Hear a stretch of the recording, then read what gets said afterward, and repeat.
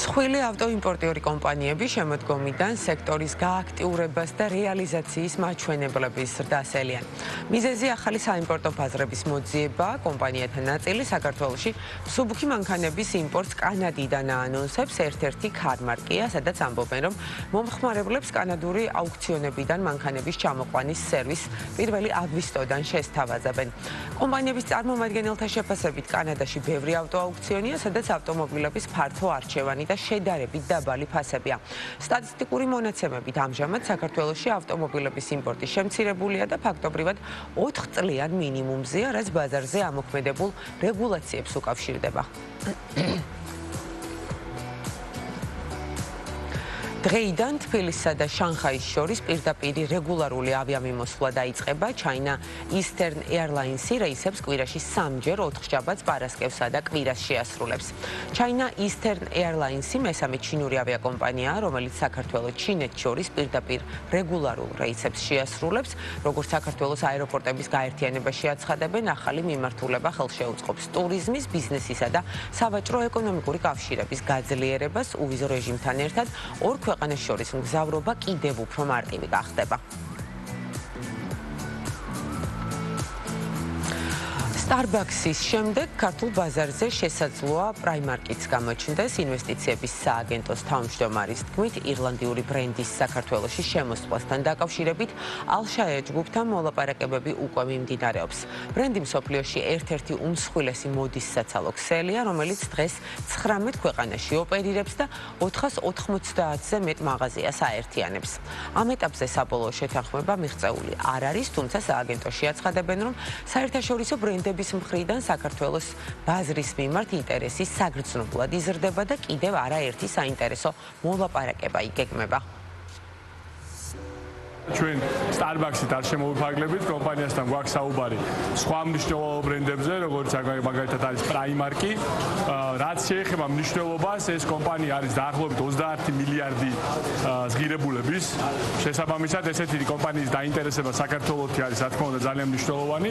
ძირითადი საინვესტიციო პრიორიტეტული სექტორები, რა თქმა უნდა, ჩვენ სააგენტოში რჩება უცვლელი: ენერგეტიკა, ლოჯისტიკა, უძრავი ქონება, სტუმართმასპინძლობა, IT და BPO. ეს არის ძირითადად რაზეც მუშაობთ, თუმცა ჩვენ ვფიქრობთ, რა თქმა უნდა, ყოველთვის ახალ სექტორებზე, ახალ ბრენდებზე, რადგან ვითარდება ზოგადად სოფლიო. ენერგეტიკის სფეროში ინოვაციური გადაწყვეტილებების წახალისების მიზნით კასპიის ტექნოპარკში ენერგო ჰაკ 2026 გაიმართა, სადაც ჯიურიმ საუკეთესო პროექტები გამოავლინა. ჰაკათონის მიზანი ენერგოსექტორში არსებული გამოწვევების იდენტიფიცირება და მათი გადაჭრისთვის ინოვაციური ტექნოლოგიური გადაწყვეტილებებისა და პროტოტიპების შექმნა იყო. მონაწილეებს გამოცდილი მენტორები ეხმარებოდნენ, რის შედეგადაც იდეები რეალურ პროექტებად და სტარტაპ კონცეფციებად ჩამოყალიბდა. გამარჯვებულ გუნდს საკუთარი იდეის შემდგომი განვითარებისთვის სააგენტოსგან 10,000 ლარიანი გრანტი გადაეცა. სხვადასხვა ნომინაციაში გამარჯვებული გუნდები კი პარტნიორმა კომპანიებმა დაასაჩუქრეს. ჰაკათონში მთლიანობაში რეგიონებიდან 60-ზე მეტმა ახალგაზრდამ მიიღო მონაწილეობა. ხელოვნურ ინტელექტზე დაფუძნებული კლასიფიკატორის ახალი საძიებო პორტალი საწარმოებისთვის პორტალის პრეზენტაცია საქსტატმა უკვე გამართა და ის მომხმარებლებს ეკონომიკური საქმიანობის ტექსტობრივი აღწერის საფუძველზე სწრაფად და მარტივად მოძიების შესაძლებლობას აძლევს. ხელოვნურ ინტელექტზე დაფუძნებული სისტემა აანალიზებს მომხმარებლის მიერ მოწოდებულ ინფორმაციას და საჭიროების შემთხვევაში დამატებით დამაზუსტებელ კითხვებს სვავს, რაც ეკონომიკური საქმიანობის მაღალი სიზუსტით განსაზღვრას უზრუნველყოფს. ღონისძიებაზე საქსტატმა და საქართველოს ეკონომიკის განვითარების კორპორაციამ თანამშრომლობის მემორანდუმიც გააფორმეს, რომელიც მიზნად ისახავს მხარეებს შორის პარტნიორული ურთიერთობების განვითარებასა და თანამშრომლობის გაღრმავებას, ერთობლივი პროექტების განხორციელების და პროფესიული გამოცდილების გაზიარებას. YouTube-ზე ახალი ქართული საბავშვო პროექტი ოლივერი ფეხბურთის გუნდის საუკეთესო კაპიტანი გამოჩნდა. ანიმაციური სერიალი 6 წლის ბიჭზე მოგვითხრობს, რომელმაც გადაწყვიტა ცხოველებისგან საკუთარი საფეხბურთო გუნდი შეექმნა. თითოეული სერია ერთ კონკრეტულ ცხოველს მასთან შეხვედრას, მოლაპარაკებასა და ახალ თავგადასავალს ეძღვნება. როგორც პროექტის ავტორი, პროფესიით ჟურნალისტი ნათია კანკია აცხადებს, ანიმაცია მისივე მოთხრობის საფუძველზე შეიქმნა, მასვე ეკუთვნის სერიალის სერიალის შინაარსობრივი ნაწილი, მოქმედი გმირების ხასიათი და ვიზუალი.